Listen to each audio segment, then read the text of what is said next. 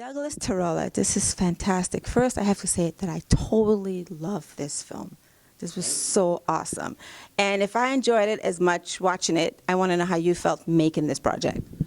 I mean, this was an incredibly fun movie to make. You just have to look at the cast in this poster and the people that came up with that, getting to meet them. But, I mean, I think what was special about making this film is that the story in some way is very similar to just working on films, especially independent films, because what at the heart of it, even though the story is obviously about this group of people that launched really contemporary comedy and created Animal House and Caddyshack and Vacation and all went into Saturday Night Live, but really at the core, if it's as a story, it's about a group of people that under any other circumstances would not be friends, would not get along, nothing good would happen, and in many cases they ended up not friends and there's drama and sleeping with the wrong people and things like that.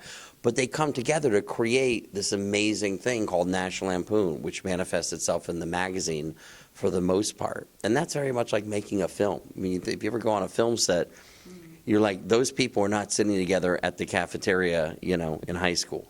They were at different tables, you know, but you come together to make something. And that's really, I think, what the film's about.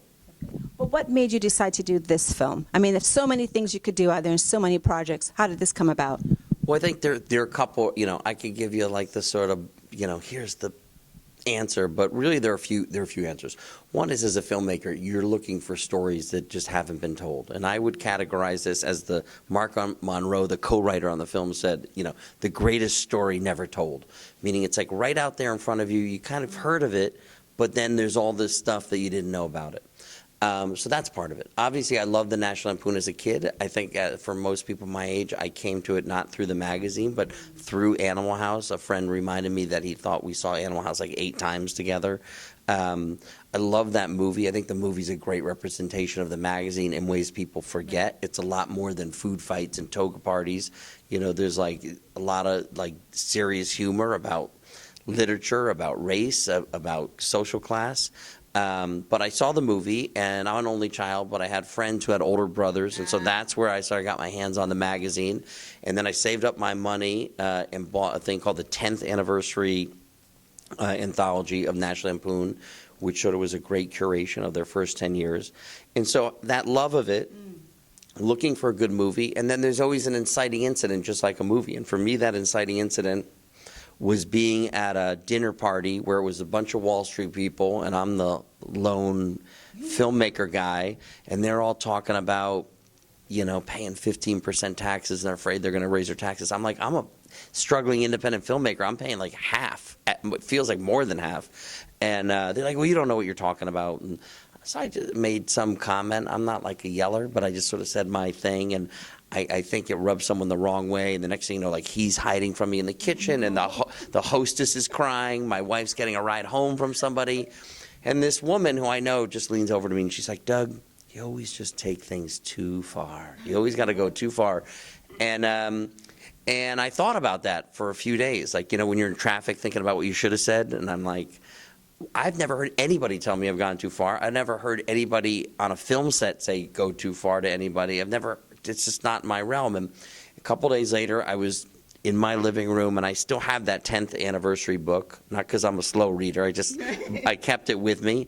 And I started looking at it, and I started thinking, like, I wondered if this was one of those things, among other things, but that really influenced my worldview, where in terms of expressing yourself and who you can express yourself to and how you can express yourself to, that nothing's off the table.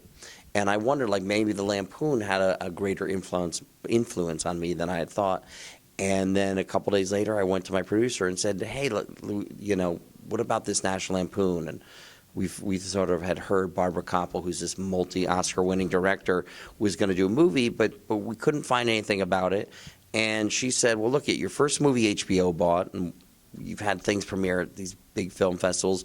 Why don't we just call them up? And we got a meeting with them, and I explained my vision, and next thing you know, they said, okay, we will give you the rights so you can go make your movie. It was really great, and there's so much history in it. I mean, I learned so much. It was so enjoyable. And I know we don't have that much time, but 2 quick questions.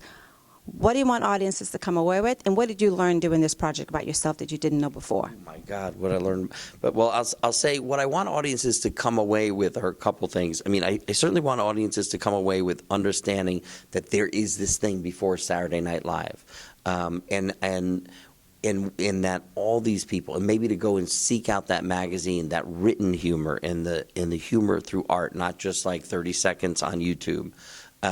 Because I think there's something you get out of that process of holding the magazine, reading it, having that time to study it. It forces you to take time. Even like this movie poster.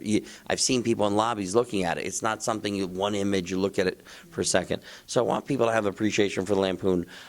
I also, want, some of the things, the reasons I made the movie is really just to think about like finding that moment in your life, whether it's when you're younger or older, or maybe you have multiple ones where you do come together with people and to try and create something, to like recognize that in their own life as much as just like a scripted movie. You see stuff and you start thinking about your own life. I'd like people to try and find like who is that group in your own life that you can make something special happen with. Wow, well, thank you so much. It was really great, and I will definitely look at it again for a second time. I really appreciate your thoughts on the movie.